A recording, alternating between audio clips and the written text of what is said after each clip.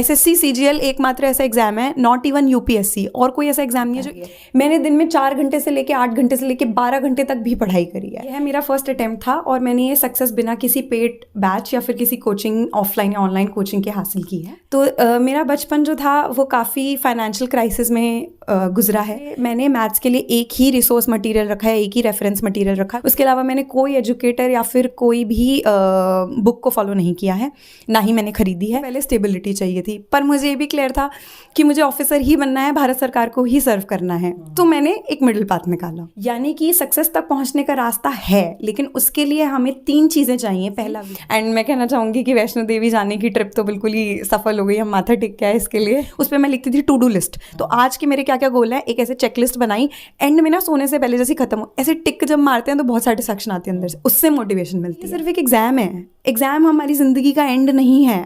What if इस attempt में नहीं निकला तो you don't have to lose yourself in the process. 20 साल की थी जब मेरी ग्रेजुएशन कंप्लीट हो गई है, तो मैंने ये सक्सेस 20 साल की उम्र में प्राप्त करी है। तो ये तो आई थिंक सबसे इंपॉर्टेंट क्वेश्चन होगा, बिकॉज हेलो एंड नमस्कार, स्वागत है आप सभी का एक बार फिर से मोटिवेशन फैक्ट्री के इस शानदार प्लेटफॉर्म पर।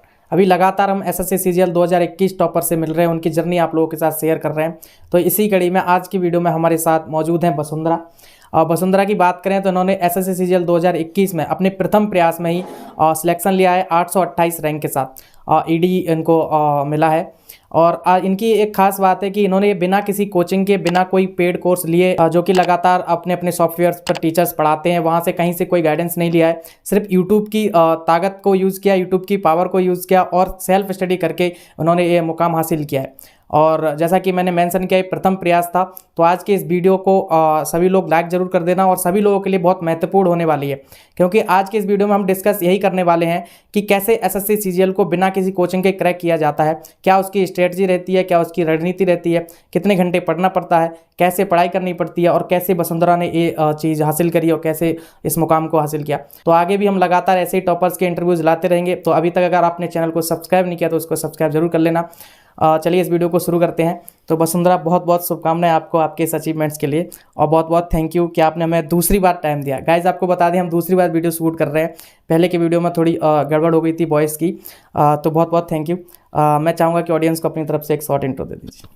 बिल्कुल, thank you so much. I would like to thank motivation factory and team कि उन्होंने मुझे ये प्लेटफॉर्म दिया। नमस्कार सभी को, मेरा नाम है वसुंधरा और मैंने SSC CGL 2021 में अपने फर्स्ट अटेम्प्ट में assistant enforcement officer in ED की पोस्ट पे सिलेक्शन लिया है। जैसा कि सर ने बताया, यह मेरा फर्स्ट अटेम्प्ट था और मैंने ये सक्सेस बिना किसी पेड बैच या फिर किसी कोचिंग, ऑफलाइन या ऑनलाइन कोचिंग के हासिल की है।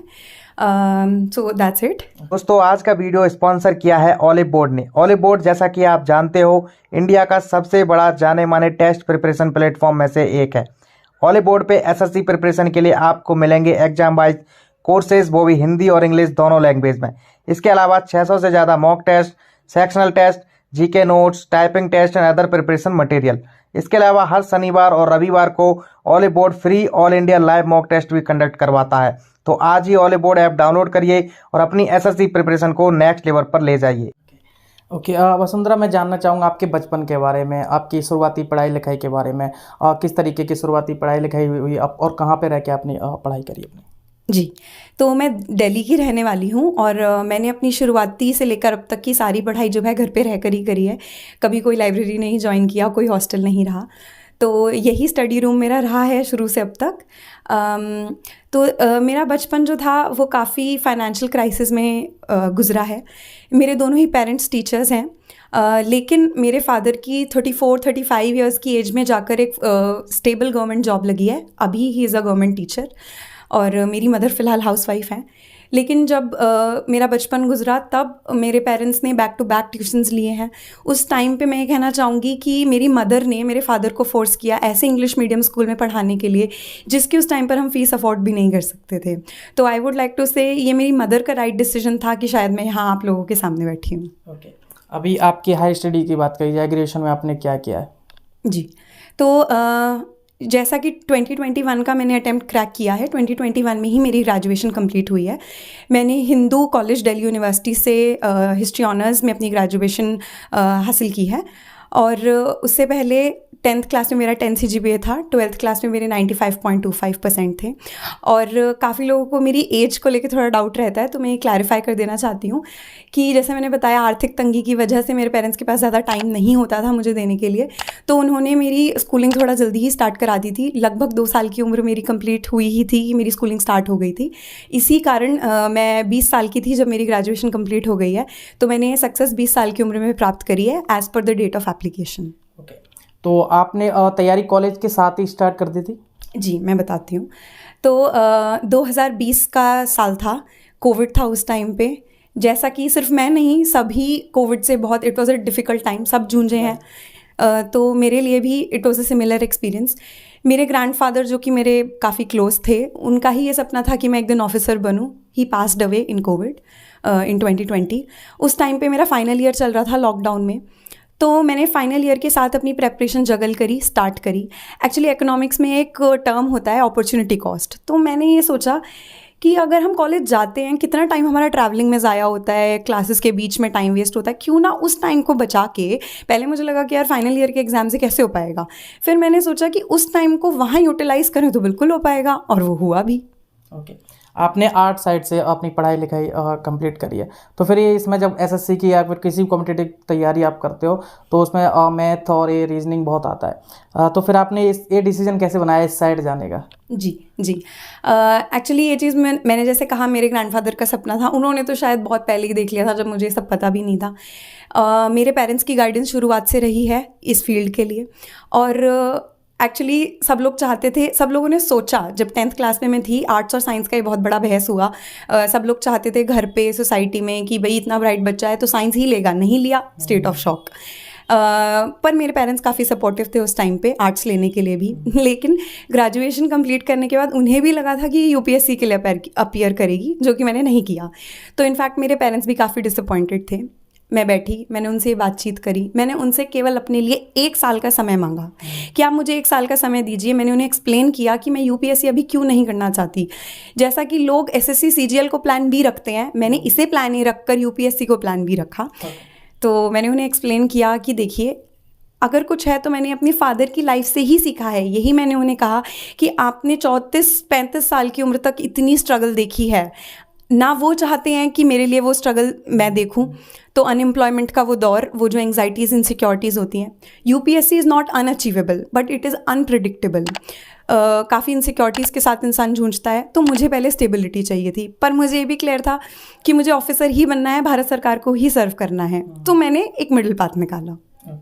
ओके, अभी मैं जानना चाहूँगा कि जिस दिन आपका रिजल्ट आया, और एसएससी में तो पहले आइडिया लग जाता है, अनुमान लग जाता है कि अच्छा रिजल्ट होने वाला है, लेकिन फिर भी जो ऑफिशियली अनाउंस हुआ आपका रिजल्ट और आपका सिलेक्शन हो गया, तो उस दिन के बारे में थोड़ा बताओ, और कैसे रिएक्शन थे पेरेंट्स के और कैसा फील कर रहे थे आप? जी, तो कोइंसिडेंटली उस टाइम पर हम वैष्णो देवी की ट्रेन में बैठे हुए थे। ऐसा कुछ हमें नहीं पता था कि आज ही आने वाला है कुछ, बट हाँ, जैसा आपने कहा, अनुमान होता है। और ईडी ही मेरी फर्स्ट प्रेफरेंस थी, और कुछ हद तक उसके बाद मैंने जीएसटी भरा था। तो ये पक्का था मेरी रैंक का आइडिया लगाते हुए कि जीएसटी मिल जाएगा, बट ईडी में वो थोड़ा दुख का फैक्टर था।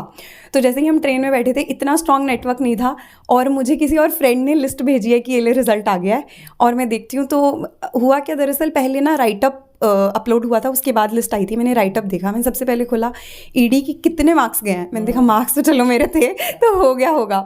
फिर भी आधे घंटे तक नेटवर्क नहीं था, और काफ़ी मुश्किल के बाद मुझे वो लिस्ट मिली है। जैसे ही मिली तो ट्रेन में खुशी का माहौल हो गया था ऑब्वियसली। एंड मैं कहना चाहूँगी कि वैष्णो देवी जाने की ट्रिप तो बिल्कुल ही सफल हो गई, हम माथा टेक के आए इसके लिए। गुड। अभी जैसे आपने कॉलेज के दौरान तैयारी अपनी स्टार्ट कर दी, और पहले से आपको फिक्स था कि आपको गवर्नमेंट जॉब करना है, और इतनी मेहनत आपने करी, क्योंकि एसएससी सीजीएल को क्रैक करना एक छोटी बात नहीं है। ये ग्रुप बी की इससे जॉब मिलती है, सभी बच्चों को पता है। तो 10 घंटे 8 घंटे डेडिकेटली इसमें पढ़ाई करनी पड़ती है। कॉलेज लाइफ के साथ आपने ये सारी चीज़ें कैसे करी, और क्या आपको कॉलेज लाइफ अपनी कॉम्प्रोमाइज़ करना पड़ा? जैसे कि बहुत सारे बच्चे दिल्ली यूनिवर्सिटी में होते हैं, तो अलग अलग एक्टिविटीज़ में भी वो पार्टिसिपेट करते हैं, और अपनी लाइफ को थोड़ा बोलते हैं कि एंजॉय करना चाहिए कॉलेज में, कॉलेज लाइफ को जीना चाहिए। तो उसके बारे में थोड़ा बताओ, कैसा रहा आपका कॉलेज का सारा एक्सपीरियंस? बिल्कुल। तो स्टार्टिंग का 1.5 साल कम्प्लीटली मेरा जो है ऑफलाइन मोड में रहा है, कॉलेज गई हूँ प्रॉपर, और फिर बाकी का 1.5 साल मेरा पूरा का पूरा ऐसे लॉकडाउन के दौरान निकला है। तो जैसा मैंने बताया कि मैंने फाइनल ईयर में ही अपनी प्रेपरेशन स्टार्ट कर दी थी। मैंने स्टार्टिंग के 1.5 साल पूरा जिया, जैसा आपने बोला, उस टाइम मैंने प्रेपरेशन स्टार्ट नहीं की थी, बट वो लास्ट का जो 1 साल था उसमें मैंने अपना थोड़ा सा टाइट किया अपने आप को कि हाँ, अब दिस इज़ द टाइम, अगर अब ध्यान दिया तो करियर एक ऐसी शेप लेगा और बहुत जल्दी लेगा।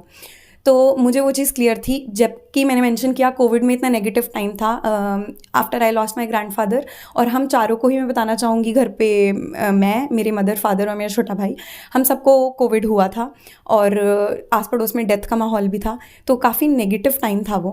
तो आई वुड से पॉजिटिविटी बहुत इंपॉर्टेंट रोल प्ले करता है। मैंने अपना माइंडसेट चेंज किया सबसे पहले कि नहीं, now the time is gone, अब आपको पॉजिटिव होना होगा। देखिए, जैसा हम जानते हैं 2022 में 37,000 वैकेंसीज़ हैं और 33.5 लाख एस्पिरेंट्स ने अप्लाई किया है। तो अगर हम कैलकुलेट करते हैं, सक्सेस रेशो कितना है 1.1%, फेलियर रेट कितना है 98.9%। अब ये कैमरा के उस पार से इस पार तक की जर्नी तब तय होती है जब हम अपना फोकस 98.9 से हटा के 1.1 सक्सेस पे लेके आते हैं। ओके, तो अभी आप अपने जूनियर्स को क्या मैसेज देना चाहोगे जो अभी अपनी फर्स्ट ईयर में, सेकंड ईयर में और अभी भी कन्फ्यूज़न में क्या करना है क्या नहीं करना, क्योंकि आप उनके सीनियर हो, आपने वो अचीवमेंट्स हासिल कर लिए, तो उनके लिए क्या मैसेज होंगे? कॉलेज लाइफ को कैसे जीना है, कैसे निकालना है, कोई सजेशन? जी बिल्कुल। I would say college life अपनी बिल्कुल, अगर आप किसी भी कॉलेज से हैं तो आप कॉलेज को इन्जॉय करिए, एक्सपोजर लीजिए। इन्जॉय का मतलब टाइम वेस्ट करना नहीं होता, उसका मतलब होता है डिफरेंट एक्टिविटीज़ में एंगेज रहिए, बिल्कुल अपना सोशल सर्कल डेवलप करिए। इट्स अ टाइम जब हमें एक्सपीरियंस मिलता है, नेटवर्किंग मिलती है, हमें काफ़ी सारी नॉलेज इधर उधर से गेन होती है। तो बिल्कुल कॉलेज टाइम पे कॉलेज में फोकस रखिए। अगर आप क्लियर हैं कि आपको क्या करना है तो साइड में इट डजंट टेक मच, आप 2 घंटा 3 घंटा डेली का भी निकालते हैं तो मैथ्स से टच बनाए रखिए। जैसे मैं नॉन मैथ्स बैकग्राउंड से थी तो मैथ्स से टच बनाए रखो। अब जैसे मैंने लास्ट ईयर में करा, तो जो मेरा लॉकडाउन का फाइनल ईयर के साथ था, उसमें मैं कहना चाहूँगी मैंने कम्प्लीटली, मेरी ग्रेजुएशन हुई थी अगस्त 2021 में कंप्लीट, फॉर्म मैंने फिलअप किया था दिसंबर 2021 में। इस दौरान, ये 2021 का जो साल था, इस दौरान मैंने मैथ्स में ब्रशअप किया। तो मेरे फादर, जैसा मैंने मेंशन किया, टीचर हैं। मैंने किसी भी कंपेटिटिव टीचर से तो पढ़ाई नहीं करी है, तो मेरे पापा ने ही बचपन में भी मेरी फाउंडेशन ले करी थी मैथ की, और अभी सीजीएल के लिए भी उन्होंने ही सारे टॉपिक्स ब्रशअप कराए। तो आई एग्री, सबके घर में ऐसा नहीं होगा कोई। तो आई वुड से कि कोई भी एजुकेटर से आप पढ़िए, लेकिन मुझे पर्सनली ये बेनिफिट महसूस हुआ ऐसे पढ़ने का कि मेरे फादर को ट्रिक्स नहीं आती थी। अगर आप पढ़ रहे हैं एक नॉन कंपेटिटिव टीचर से, तो उससे सिर्फ कॉन्सेप्ट्स आते हैं, वो वही नॉलेज आपके साथ शेयर करेगा। तो जूनियर्स को मैं कहना चाहूँगी कॉलेज एंजॉय करिए। ओके, ये तो अभी तक की आपकी जर्नी रही, कॉलेज लाइफ के बारे में आपसे जाना हमने। अब आपकी तैयारी पर हम आते हैं, और इसमें एक चीज़ और है, आपने फर्स्ट अटेम्प्ट में क्रैक किया है, तो इसमें कंसिस्टेंसी दिखाना बहुत ज़रूरी है। अगर ये 2-4 दिन भी आप पढ़ाई छोड़ दोगे तो ये गुंजाइश नहीं बचती है कि आप फर्स्ट अटेम्प्ट में क्रैक कर पाओ। तो आपने जाहिर सी बात है कि लगातार अपनी तैयारी करी होगी, लगातार आप घंटे घंटे मेहनत करी होगी। तो आपके पहले आपके रूटीन से ही हम बात कर लेते हैं कि तैयारी के दौरान जब आप सीरियसली तैयारी कर रहे थे तो कैसा रूटीन रहता था, किस तरीके से पूरा दिन आपका गुजरता था, किस टाइम आप सोते थे, किस टाइम जगते थे, वो सारा कुछ बताओ। Sir, actually routine is very important, होना बेहद ज़रूरी है, मगर मुझे नहीं लगता किसी भी एस्पिरेंट की लाइफ में डे 1 से लेके जिस भी डे तक आपका रिजल्ट आ रहा है तब तक रूटीन सेम रहता है, और वो रहना भी नहीं चाहिए, वो फ्लक्चुएट होना चाहिए। मैंने दिन में 4 घंटे से लेके 8 घंटे से लेके 12 घंटे तक भी पढ़ाई करी है, लेकिन वो डिपेंड करता है कि पूरे 12 घंटे वो पढ़ाई करते हैं जो पूरे साल सो रहे होते हैं। तो हमें पढ़ाई करनी है, लेकिन हमें देखना है कि हमारा रूटीन एग्ज़ाम कितना पास है, हमें रूटीन उस हिसाब से अडेप्ट करना पड़ता है अपना। तो मैं रफली एक रूटीन बता देती हूँ। मैं सुबह उठा करती थी, और I am not a night owl, मैं देर रात तक पढ़ने की जगह सुबह उठ के पढ़ने में विश्वास रखती हूँ। तो मैंने सुबह अपनी पढ़ाई स्टार्ट करी, और मैंने सुबह से अपना दिन स्टार्ट करा। उसके बाद मैं सबसे पहले जॉगिंग, वॉकिंग पे जाती थी, because I actually believe, Covid के बाद स्पेशली, कि फिजिकल एक्टिविटी एक हेल्दी माइंड के लिए बहुत इंपॉर्टेंट है। अगर हम अपनी हेल्थ पे ध्यान नहीं देते हैं तो हमारा इतना टाइम वेस्ट जाता है। जैसा मुझे टियर 2 से जस्ट पहले चिकन पॉक्स हुआ, मुझे पता है कि कितना टाइम उसमें वेस्ट हुआ है। 1 महीना मेरे टियर 2 को नहीं, और 15 दिन मेरे चिकन पॉक्स में अगर निकल गए हैं रिकवरी में, तो आप सोच ही सकते हैं कितना लॉस होता है। तो आई वुड से कि make physical activity a part, या तो मॉर्निंग में, इवनिंग में, वो हुआ। और फिर वापस आने के बाद मैं अपना ग्रीन टी वगैरह पिया, ब्रेकफास्ट लिया, देन मैं पढ़ने बैठ जाती थी प्रॉपर। मैं अपने दिन में अगर 10 घंटे पढ़ रही हूँ तो ये लगा लीजिए कि 6-7 घंटे तो मैं मैथ्स को ही देती थी, क्योंकि मुझे उससे डर लगता था। तो आई थिंक कि स्ट्रेंथ और वीकनेस एनालाइज करना बहुत इंपॉर्टेंट हो गया। आपको पता है आपकी वीकनेस क्या है, तो आप उस सब्जेक्ट में ज़्यादा टाइम डिवोट कीजिए। जो आपकी स्ट्रेंथ है वहाँ से आप टाइम बचा सकते हैं और कहीं और लगा सकते हैं। तो ये था। फिर मैंने अपनी पढ़ाई करी। आफ्टरनून तक मैं कॉन्टिन्यूस पढ़ती थी, ब्रेकफास्ट से लेके लंच तक। लंच में मेरा गैप आता था, तो मुझे डे नैप की बहुत रिक्वायरमेंट होती थी, तो मैं 1-1.5 घंटा सो जाती थी आराम से। उठ के थोड़ा फ्रेश हुए, फिर पार्क में थोड़ा सा टहल लिए, थोड़ा कॉल वॉल पे बात कर लिया, क्योंकि मैं इंस्टाग्राम फेसबुक से काफ़ी दूर थी अपनी प्रेपरेशन में। तो मैं कॉल्स यूज़ करती थी, क्योंकि मैं फैसला ले सकती हूँ मुझे कब किसको कितनी देर देनी है उसमें। तो मैंने कॉल किया, अपना आधा पौना घंटा इधर उधर टहले, और उसके बाद पार्क से वापस आके फिर दोबारा से जुट गए। फिर डिनर तक मेरा पूरा चलता था। डिनर खाया, गैप हुआ, फिर मैं साथ में थोड़ा नेटफ्लिक्स वगैरह मुझे देखना है। वो भी ऐसे देखना है कि अगर 30 मिनट का एपिसोड है तो दिन में आप 3 बार खाना खाते हो, breakfast lunch dinner, 10-10 minute divide करके, बस। तो पूरा एपिसोड 1 या 2 दिन में ख़त्म होता था। उसके बाद डिनर करने के बाद फिर थोड़ा सा ब्रेक लिया, घर वालों के साथ बैठी, बातचीत करी, अपना दिन बताया, उनसे बोला सुन लो मेरा, थोड़ा सा कुछ हेल्प हो जाती थी। एंड देन उसके बाद अपना थोड़ा बहुत और जो मैंने पूरे दिन में पढ़ा है, रात को वोकैबलरी, जीके वगैरह रिवाइज़ किया। And then I used to go to bed by 11:30 at max. 12 कभी कभी ही बजता था, उसके लेट मैं नहीं पढ़ती थी। ग्रेट। अभी हम जैसा कि हमने शुरुआत में मेंशन किया कि ये वीडियो उन लोगों के लिए बहुत हेल्पफुल होगा जो कोचिंग नहीं ले सकते या फिर पेड कोर्स नहीं ले सकते, फाइनेंशियल कंडीशंस उनकी इतनी अच्छी नहीं है। तो मैं चाहूँगा कि शुरुआत वहीं से करते हैं कि इस तैयारी की शुरुआत कैसे करी जाए और बेस कैसे बनाया जाए। जैसा कि जब आपने सोचा कि एसएससी की तैयारी करनी है तो बहुत सारे कन्फ्यूज़न माइंड में होते हैं कि कहाँ से पढ़ाई करनी है, कौन से रिसोर्सेज यूज़ करने हैं। तो वो शुरुआती दौर का थोड़ा बताओ कि एक बच्चा कैसे सेटअप बनाए कि वो टेबल तक आ सके, 10 घंटे बैठने की वो दिखा सके हिम्मत कि अब मुझे पढ़ाई करनी है। फिर उसके बाद हम आपकी स्ट्रेटजी पर आएंगे सब्जेक्ट वाइज कि मैथ कैसे पढ़ा आपने, और जैसे कि बिना कोचिंग के पढ़ा है तो कहाँ से पढ़ना है, ठीक है, इंग्लिश कहाँ से पढ़ना है, यूट्यूब का कैसे यूज़ करना है, वो सारी चीज़ें हम डिस्कस करेंगे। बिल्कुल बिल्कुल, ठीक है। तो आपने मुझसे पूछा कि कैसे टेबल तक आना है। टेबल तक किसी को लाया नहीं जा सकता, मुझे नहीं लगता मेरी बात से भी कोई टेबल तक आएगा। टेबल तक आने के लिए बहुत ही मोटिवेशन चाहिए, एक बहुत ही बड़ी, जो कि आई थिंक इंटरनल होती है। एक्सटर्नल फैक्टर्स हेल्प ज़रूर करते हैं, पुश करते हैं, बट एक इंटरनल होती है। वो कहाँ से आएगी? वो आएगी क्लैरिटी से। जैसे मत्स्यवेद हुआ था महाभारत में, तो उसमें श्री कृष्ण और अर्जुन की वार्तालाप में अर्जुन ने बोला कि प्रभु यदि सब मैं ही करूँगा तो आप क्या करेंगे? तो श्री कृष्ण कहते हैं मैं वो करूँगा जो आप नहीं कर सकते। बोले क्या? तो कहते हैं मैं पानी को स्थिर बनाऊँगा। मीन्स हमारा काम क्या है? जैसे अर्जुन की तरह मछली की आंख को टारगेट करते रहना। आप एक बात बताइए, अगर पानी स्थिर भी है और आपका टारगेट ही नहीं है, वो ही गलत जगह पे है, तो निशाना लगेगा कैसे, राइट? तो आई विल से क्लैरिटी बहुत इंपॉर्टेंट है 3 पैरामीटर्स पे, व्हाट, व्हाई एंड हाउ। क्या आप बनना चाहते हैं, क्यों बनना चाहते हैं, और फिर आता है थर्ड सबसे इंपॉर्टेंट क्वेश्चन, जिसका शायद मैं या कोई भी टॉपर आंसर कर सकता है, कि वहाँ तक पहुँचा कैसे जा सकता है। और वो भी किसी की स्ट्रैटेजी कट कॉपी पेस्ट करने से कुछ नहीं होता है, अपने अकॉर्डिंग आप अडेप्ट करिए आपको क्या सूट करता है। तो I think clarity is most important. उसी से ही वो मोटिवेशन आती है कि आप टेबल तक आके बैठिए, फिर आपको पता चलेगा आपको कितने घंटे कैसे अपने अकॉर्डिंग इन्वेस्ट करने हैं।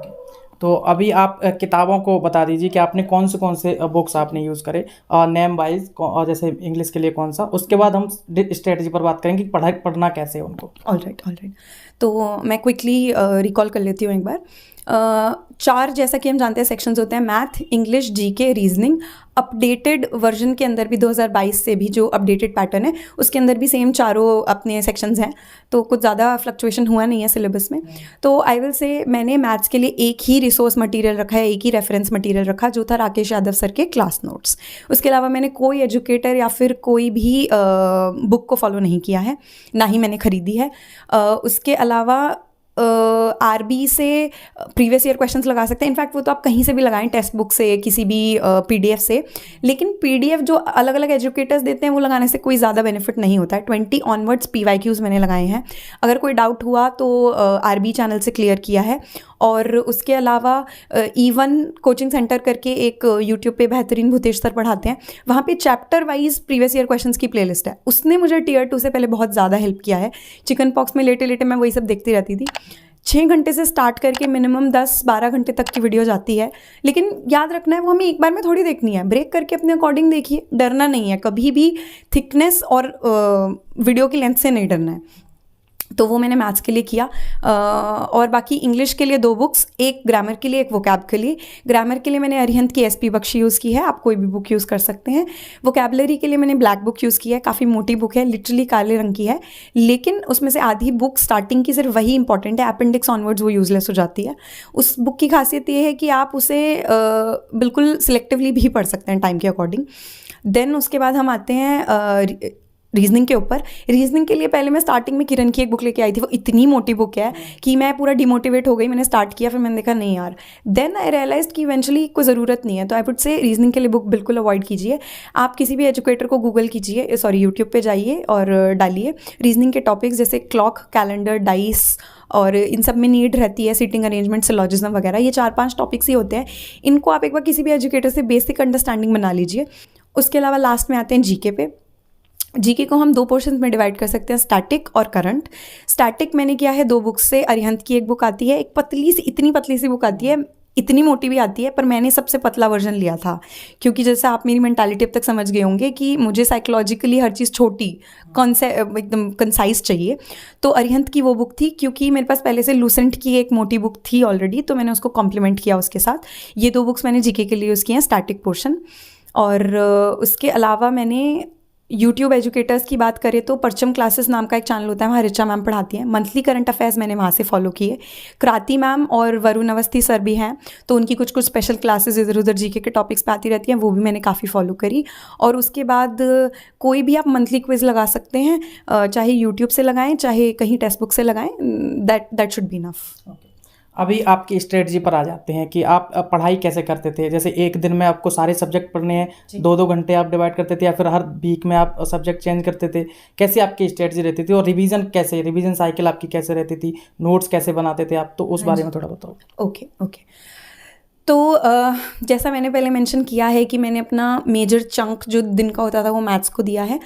तो सबसे पहले मैंने कोई भी सब्जेक्ट नहीं पढ़ा इनिशियली फाइनल ईयर में, सिर्फ मैथ्स पे अपना फटाफट ब्रशअप करा सारी चीज़ें। पूरा सिलेबस कंप्लीट करने के बाद साइड बाय साइड प्रैक्टिस करती थी, क्वेश्चंस नहीं बनती थी स्पीड, बहुत घबराहट होती थी कि शायद गलत फैसला ले लिया, गलत लड़ाई कर ली घर वालों से। लेकिन फिर रियलाइज़ हुआ कॉन्सेप्ट के बाद धीरे धीरे स्पीड अपने आप बनती है, प्रैक्टिस से आती है वो चीज़। तो मैथ्स मैंने सबसे ज़्यादा किया। उसको मैंने कैसे किया, राकेश यादव सर का जैसे क्लास नोट्स हैं, तो मैंने एक चैप्टर पढ़ा, फिर वो चैप्टर पूरा होने के बाद मैं गई उसके previous year questions text book से निकाले और सारे के सारे वो करे। फिर मैंने 3 नोटबुक्स बनाई थी, एक का नाम था कैलकुलेशन, दूसरे का फॉर्मूला, तीसरे का PYQ यानी प्रीवियस ईयर क्वेश्चंस। तो कैलकुलेशन की डेली में प्रैक्टिस, थोड़ी बहुत वैदिक मैथ्स की ट्रिक्स सीखी मैंने। RB चैनल पे 3-4 घंटे की कैलकुलेशन ट्रिक्स की ऑल इन वन वीडियो है, वो देख सकते हैं। उसके बाद दूसरा फॉर्मूला के अंदर सारे चैप्टर वाइज फॉर्मूलाज लिखिए, जैसे ट्रिगो लिखा हेडिंग और सारे लिख दिया, अलजेब्रा लिखा, सारी आइडेंटिटीज़ लिख दी। इससे बेनिफिट ये होता है अगर आपके पास एडवांस अरिथमेटिक हर चीज़ के क्रिस्प नोट्स हैं, यदि सपोज़ घर में कोई शादी ब्याह या फिर कोई बीमारी हो जाती है, आपकी तैयारी छूट जाती है फ्लो, सपोज़ मेरा तो फर्स्ट अटैम्प्ट में हो गया थैंकफुली, लेकिन अगर किसी का 3-4 अटैम्प्ट तक भी नहीं हो रहा है तो मोटिवेशन इतनी नहीं बन पाती है। तो जब पढ़ाई में ब्रेक आता है, ये नोटबुक काम करेगी आपको ट्रैक पे लाने का वापस। तो फॉर्मूला नोटबुक का ये यूज़ है। PYQ नोटबुक के अंदर जितने भी डिफिकल्ट क्वेश्चंस मॉक्स में आते हैं, प्रीवियस ईयर क्वेश्चन से आते हैं, इधर उधर आप प्रैक्टिस कर रहे हैं, वो सारे उसमें नोट कीजिए और वही क्वेश्चन नोट कीजिए जो आपको पता है कि एग्जाम टाइम पे आपको हेल्प करेगा। फालतू के बहुत सारे लोग टेलीग्राम वगैरह पे जुड़ते हैं, इधर उधर के क्वेश्चन लिखते हैं, मैं टेलीग्राम भी मैंने कभी यूज़ नहीं किया है। तो जितना आप थोड़ा कांटेक्ट दूसरों से कम ही रखें उतना आई थिंक बेनिफिशियल है। ये मैंने मैथ्स के लिए किया है। सिर्फ यही आई थिंक एक सबसे डिफरेंट चीज़ थी, 3 नोटबुक्स मेंटेन करने वाला पॉइंट। और उसके अलावा इंग्लिश की बात करें तो मुझे पता था कि मेरा स्ट्रेंथ है, तो मैंने उसके अंदर वोकैबलरी भी एक्चुअली मेरे को ज़्यादा नहीं करनी पड़ती थी, क्योंकि आप देख सकते हैं पीछे मैं काफ़ी सारी बुक्स पढ़ती हूँ, फिक्शन नॉन फिक्शन, तो वो मेरा काफ़ी स्ट्रॉन्ग पॉइंट था। और मैं इंग्लिश खुद पढ़ाती भी हूँ, मैंने अपनी पूरी जर्नी के दौरान इनफैक्ट फर्स्ट ईयर से ही पढ़ाना स्टार्ट कर दिया था, ट्यूशन्स वगैरह, तो मुझे उसमें कोई ऐसा इतनी नीड नहीं पड़ी। ग्रामर तो मैंने कभी देखी ही नहीं, क्योंकि वो मैंने बहुत पहले स्कूल टाइम पर ही ख़त्म कर चुकी थी। लेकिन for others I will say कि ग्रामर और वोकैब दोनों पे साइड बाय साइड ध्यान देना, और आरसी यानी रीडिंग कॉम्प्रिहेंशन के लिए न्यूज़पेपर वगैरह पढ़ने की कोई ज़रूरत नहीं है। कोई भी जो आपको अच्छी लगती है, कोई बुक हो, कोई आर्टिकल हो गया, स्पोर्ट्स अच्छा लगता है, फैशन अच्छा लगता है, वो पढ़िए, वहाँ से स्पीड बन जाएगी, अंडरस्टैंडिंग बन जाएगी। उसके अलावा वोकैबुलरी तो आई थिंक ऐसे ही की जा सकती है कि दिन में उठ के सबसे पहले माइंड फ्रेश होता है, थोड़े से वर्ड्स याद करें, और रात को सोने से जाने से पहले एक A4 साइज़ का पेपर लो, ट्राई टू रिकॉल कौन कौन से वर्ड से क्या क्या उनका मीनिंग था। जो नहीं याद आते हैं, वेल एंड गुड, बुक से देखो। आई कैन बेट कि जो आप पहली बार में लिख देते हो ना वर्ड्स, वो कभी नहीं भूलोगे। तो अभी बात कर लेते हैं कि जब तैयारी अपन कर रहे होते हैं और आपने तो किसी का ऐसे कोई गाइडेंस भी नहीं लिया कि कोई कोचिंग आपने लिया हो, तो एक डर मन में बना रहता है कि एग्जाम मेरा होगा कि नहीं होगा, हमेशा डर लगा ही रहता है। जब तक आप एग्जाम दे के घर नहीं आ जाते तब भी एक डर बना रहता है। तो अपने आप को कैसे पॉजिटिव रखना है इस जर्नी के दौरान, कैसे मोटिवेट रखना है? आपका सबसे बड़ा मोटिवेशन क्या था कि नहीं मुझे 10 घंटे 8 घंटे पढ़ाई करनी है? पिछले क्वेश्चन में मैंने एक छोटा सा पॉइंट मिस कर दिया, नोट मेकिंग का। तो नोट मेकिंग मैंने जो है जीके के लिए काफ़ी रिगरस करी है। करंट अफेयर्स के मैं जैसे ही मंथली वीडियोस फॉलो करती थी तो मैं उनके डिजिटल नोट्स बना लेती थी, यानी लैपटॉप पे बनाना अच्छा लगता था। कोई पेन पेपर से बनाना चाहे वो बना लीजिए, पर रखिए और उसको हर 15 डेज़ पे रिवाइज़ कीजिए। पिछले मंथ का नेक्स्ट मंथ में हमेशा रिवाइज़ करना, और सारे के सारे एक साथ जो है एग्जाम से पहले रिवाइज़ करना, और मंथली क्विज लगाना। उसके अलावा मैंने हिस्ट्री, पॉलिटी, ये सब जो मेरे सब्जेक्ट्स रहे हैं, इनमें किसी की नीड हुई, किसी टॉपिक की तो नोट्स बनाए हैं। सबके बनाने से कोई फ़ायदा नहीं है, बुक अगर हमने छाप ही दी तो उसका कोई फ़ायदा नहीं है। मोटिवेशन के लिए सबसे ज़्यादा इंपॉर्टेंट तो क्लैरिटी ही है, जिसके बारे में पहले बात कर चुके हैं। उसके बाद आई थिंक सेकंड स्टेप आता है, जो मैंने हमेशा फॉलो किया अपनी जर्नी में, शुरुआत बचपन से ही, कि अपने गोल्स ना कहीं पे लिखने चाहिए, शॉर्ट टर्म हो या लॉन्ग टर्म हो। लिटरली यहाँ पर एक अलमारी है इस रूम में, जहाँ पे मैंने अपने टियर 2 से पहले एक रोड मैप टू टियर 2 करके बनाया था, उसका नाम है ये। पूरे A4 साइज़ के पेपर पे सब चीज़ लिख दी, कितने टॉपिक्स बच्चे हैं, कहाँ से वो करने, पूरा लिखो, क्या टॉपिक है, कौन से एजुकेटर से आप करोगे, कौन सी बुक से करोगे, कितने दिन में करोगे, क्या आपकी प्लानिंग है, और सारे सब्जेक्ट्स के लिए चीज़ लिखनी है। ये हो गए शॉर्ट टर्म गोल्स, ठीक है। इससे भी शॉर्ट टर्म वर्जन होता है। मैं ये तब करती थी कि छोटे इतने स्टिकी नोट्स आते हैं, उस पर मैं लिखती थी टू डू लिस्ट। तो आज के मेरे क्या क्या गोल है, एक ऐसे चेकलिस्ट बनाई, एंड में ना सोने से पहले जैसे खत्म हो, ऐसे टिक जब मारते हैं तो बहुत सेटिस्फैक्शन आती है अंदर से, उससे मोटिवेशन मिलती है। और जब आपने ये कहीं पे लिख के चिपका लिया ना, आपको क्या बनना है, आपका क्या गोल है, और उस पर ऊपर लिखना बड़ा यू कैन डू इट, ताकि आपको याद रहे कि जब भी आपका अपने अंदर से बिलीफ डाउन हो, कोई एक चीज़ हो जो आपकी प्रोग्रेस ट्रैक कर रहा है और आपको याद दिला रहा है कि हाँ ये मुझे करना है, तो this is for staying motivated. उसके अलावा 1-2 चीज़, फिजिकल एक्टिविटी ज़रूर से करना फ्रेश रहने के लिए, और कोई भी एक activity of your interest throughout your journey, क्योंकि at the end of the day ये सिर्फ एक एग्ज़ाम है। एग्ज़ाम हमारी ज़िंदगी का एंड नहीं है। व्हाट इफ इस अटेम्प्ट में नहीं निकला, तो you don't have to lose yourself in the process. कोई भी एक चीज़ जो आपको अच्छी लगे, चाहे वो शोज़ देखना हो, चाहे बुक्स पढ़ना हो, चाहे फ्रेंड से बात करना हो, तो वो आप कुछ भी जो भी अच्छा लगता है ना अपने मन का, वो ज़रूर एक चाहे 10 मिनट के लिए ही करें, पर दिन में ज़रूर करें। ओके, अभी इस वीडियो का एंड करते हैं। एंड करने से पहले मैं 2 क्वेश्चन और पूछना चाहूँगा, तो थोड़ा बड़ा और हो जाएगा वीडियो। एक तो आपका पोस्ट के बारे में कि ईडी के लिए आपका इतना प्यार क्यों है, ईडी के बारे में आपको कहाँ से रिसर्च करी और इतनी अच्छी क्यों लगती है, और आपकी ड्रीम पोस्ट क्यों थी ईडी? जी, तो ये तो आई थिंक सबसे इम्पॉर्टेंट क्वेश्चन होगा, बिकॉज जैसा कि 2021 के बैच में 83 पोस्ट्स थी ईडी की, और उसमें से 4 to 5 he female candidate select हुए हैं। मतलब आई थिंक या तो लड़कियां शायद भर्ती ही कम है इस पोस्ट को। मेरे लिए पर्सनली देखिए, जैसा मैंने मेंशन किया कि मेरे को एक ऑफिसर ही बनना था, पर अब वो तो किसी भी उससे बना जा सकता है। ग्रुप बी की सारी पोस्ट ऑफिसर पोस्ट होती हैं, लेकिन यूपीएससी जाने में मुझे इनसिक्योरिटी नज़र आती थी थोड़ी, फॉर द टाइम बीइंग मुझे सिक्योरिटी चाहिए थी। तो ईडी में कहूँगी एक मिडल पाथ है।